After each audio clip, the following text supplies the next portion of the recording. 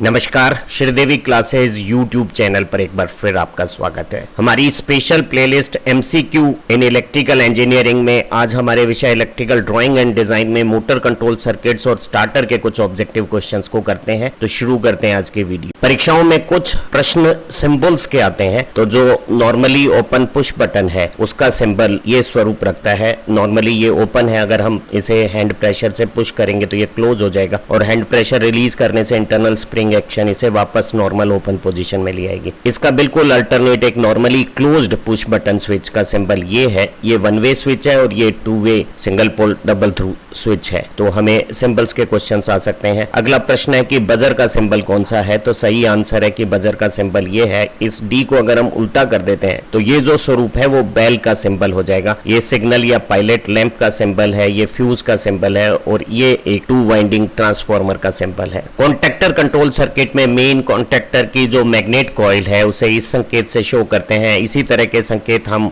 Thermal overload coil के लिए या टाइम डिले कॉइल के लिए भी इस्तेमाल कर सकते हैं, थोड़े मॉडिफिकेशन के साथ। जो हमारा नॉर्मली ओपन कॉन्टैक्ट है उसे इस तरह से प्रदर्शित कर सकते हैं। यहाँ दो लाइनों के बीच में एक खुली स्थिति नॉर्मली ओपन पोजीशन बताती है। इसी का काउंटर जो नॉर्मली क्लोज कॉन्टैक्ट है उसका स्वरूप यहाँ दोनों लाइनों के बीच में हमने ये क्लोज पोजीशन शो करके बता दी है। किसी भी एक्शन के कारण ये जो नॉर्मली ओपन कॉन्टैक्ट है वो क्लोज हो जाएगा और ये जो नॉर्मली क्लोज कॉन्टैक्ट है वो ओपन हो जाएगा। हम यही एक्शन जो है वो टाइम डिले रिले से कर सकते हैं, जो कुछ समय के बाद कॉन्टैक्ट को अगर ओपन करती है तो ये मेरा टाइम कॉन्टैक्ट क्लोज्ड है नॉर्मली, और कुछ समय बाद ये टाइम्ड ओपन हो जाएगा। इसी तरह से एक टाइम डिले रिले किसी नॉर्मली ओपन कॉन्टैक्ट को टाइम के साथ क्लोज कर सकती है, तो उसका सिंबल ये रूप हो गया है।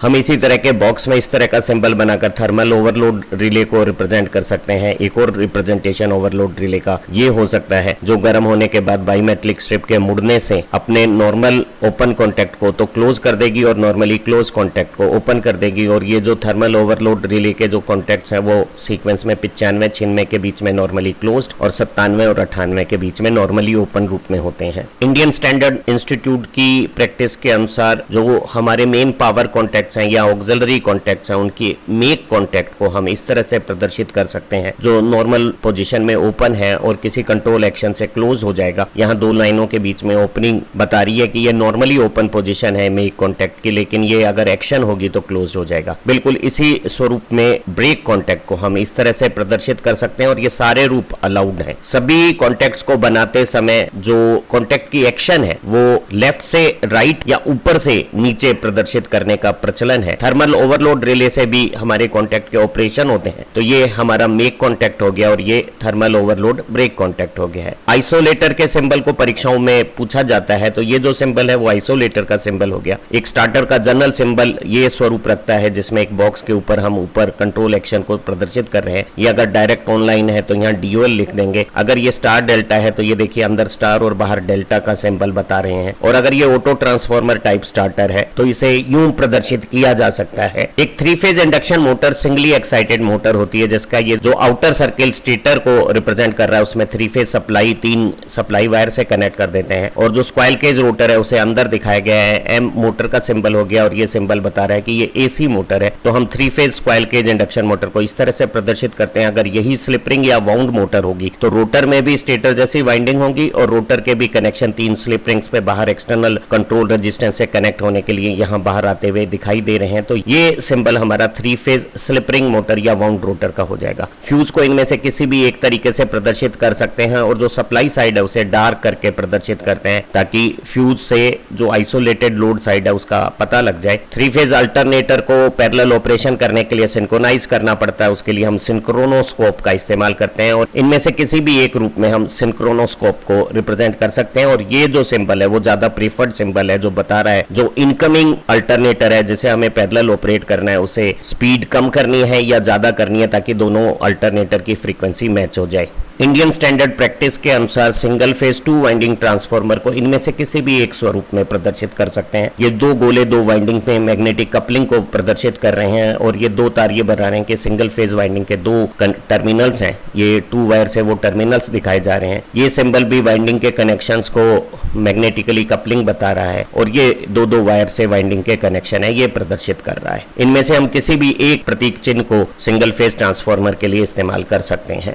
एक 3 फेज ट्रांसफार्मर की दो सेपरेट वाइंडिंग्स के कनेक्शन स्टार या डेल्टा को प्रदर्शित करते समय वाइंडिंग के कनेक्शंस को यहाँ प्रदर्शित कर लेते हैं। स्टार में यहाँ हम अगर न्यूट्रल का भी कनेक्शन है तो 4 लाइनें बना देंगे जो बता रही है कि 3 फेज और एक न्यूट्रल पॉइंट को भी सप्लाई कनेक्शन के लिए यूज किया गया है। ये जो 2 सर्किल है वो वाइंडिंग की मैग्नेटिक कपलिंग को शो कर रहे हैं और ये स्टार और डेल्टा उनके कनेक्शंस को बता रहा है। और ये बाहर के कनेक्शन 3 और 4 लाइनें हम बाहर कनेक्शंस को बता रहे हैं। इस तरह से भी कनेक्शन कर सकते हैं और यहाँ स्टार में 3 की बजाय 4 लाइनें बना सकते हैं। अगर दोनों ट्रांसफार्मर LT और HT में स्टार स्टार कनेक्शन है तो HT का स्टार कैपिटल Y और LT का स्टार स्मॉल y से शो कर देंगे। ऑटो ट्रांसफार्मर में एक ही वाइंडिंग प्राइमरी और सेकेंडरी में इंटर कनेक्शंस बताती है, तो ये हमारा एक कनेक्शन हो गया और ये दूसरा टिपिंग कनेक्शंस हो गया है। इस तरह से भी इन्हें प्रदर्शित कर सकते हैं। और अगर ये 3 फेज के हैं तो दोनों साइड स्टार होंगी और दोनों साइड की स्टार स्टार ऑटो ट्रांसफार्मर में ये स्वरूप किसी भी एक रूप में हम 3 फेज ऑटो ट्रांसफार्मर को जो स्टार स्टार कनेक्शन रखता है प्रदर्शित कर सकते हैं। किसी भी विशेष स्थिति को विजुअल या ऑडियो अलार्म या सिग्नल से बताने वाले जो सर्किट्स हैं वो जनरल सर्किट हैं, वो अस्पताल, कॉलेज या एक ट्रांसपोर्टेशन के सिस्टम में सभी जगह इस्तेमाल किए जा सकते हैं। तो यहाँ all of the above right option हो गया है। एक 3 फेज इंडक्शन मोटर को शुरू करने वाले जो अलग अलग प्रकार के स्टार्टर्स हैं उनमें स्टार्टिंग करंट और स्टार्टिंग टॉर्क का कंपैरिजन अगर करें तो जो 5 HP से छोटी मोटरों के लिए डायरेक्ट ऑनलाइन स्टार्टर्स होते हैं उनमें स्टार्टिंग करंट को रिड्यूस करने का कोई प्रोविजन नहीं होता। तो एक ऐसी induction motor normal full load current से 5-6 गुना ज्यादा करंट लेते हुए एक ऐसा स्टार्टिंग टॉर्क बना सकती है जो नॉर्मल फुल लोड टॉर्क के कंपेरेबल या उससे थोड़ा कम होगा। लेकिन अगर इसी मोटर को अगर हम स्टार डेल्टा स्टार्टर से चलाते हैं तो फेज वाइंडिंग को 1/√3 57% वोल्टेज मिलने से एक नॉर्मली डेल्टा डिजाइन मोटर जब स्टार मोड में स्टार्ट होती है तो उसके फेज करंट की वैल्यू 1/√3 57% हो जाती है। टॉर्क फेज करंट के स्क्वायर प्रोपोर्शनल में 1/3 रह जाएगा, यानी 33% रह जाएगा नॉर्मल डायरेक्ट ऑनलाइन स्टार्टर की कंपैरिजन में। और जो हमारी लाइन करंट है वो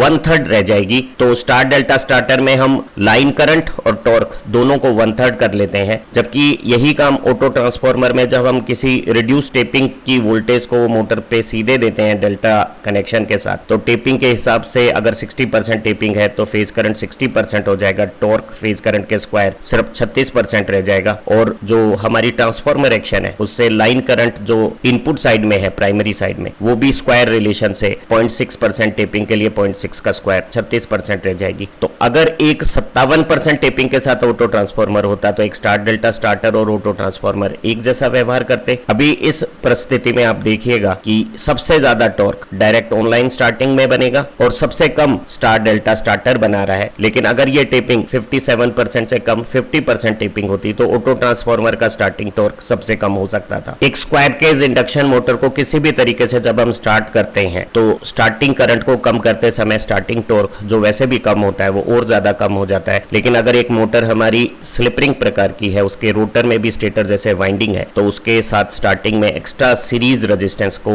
अधिकतम मान पर रखकर हम स्टार्टिंग के करंट को भी कम कर सकते हैं और रोटर का पावर फैक्टर अच्छा होने से स्टार्टिंग टॉर्क भी इंप्रूव हो जाएगा। तो ये ज्यादा बेहतर स्टार्टिंग मेथड है। अगर मोटर को हाई स्टार्टिंग टॉर्क के साथ शुरू करना हो तो हम मोटर 3 फेज स्लिप रिंग प्रकार की लें और स्टार्टर रोटर रेजिस्टेंस प्रकार का लें। प्रश्न है ऑटो ट्रांसफार्मर स्टार्टर कहां इस्तेमाल होता है, तो वो स्टार और डेल्टा दोनों प्रकार की मोटरों में इस्तेमाल किया जा सकता है। तो यहां हमारी राइट चॉइस सी ऑप्शन हो गया है। ऑटो ट्रांसफार्मर स्टार्टर का इस्तेमाल न केवल स्टार डिजाइन इंडक्शन मोटर और डेल्टा डिजाइन इंडक्शन मोटर पे किया जा सकता है, इसका इस्तेमाल हम स्क्वायर केज इंडक्शन मोटर और स्लिप रिंग इंडक्शन मोटर में भी कर सकते हैं। जब एक नॉर्मल डेल्टा डिजाइन मोटर को स्टार्टिंग में स्टार मोड में कनेक्ट करते हुए स्टार डेल्टा स्टार्टर से स्टार्ट किया जाता है तो उसकी फेज वाइंडिंग पे सामान्य फेज वोल्टेज का 1/√3 वोल्टेज आती है। टॉर्क करंट के प्रोपोर्शनल होने के कारण 1/3 रह जाता है और डेल्टा स्टार के ट्रांसफॉर्मेशन से लाइन करंट, फेज करंट भले ही 1/√3 हुआ है, लाइन करंट 1/3 हो जाता है। तो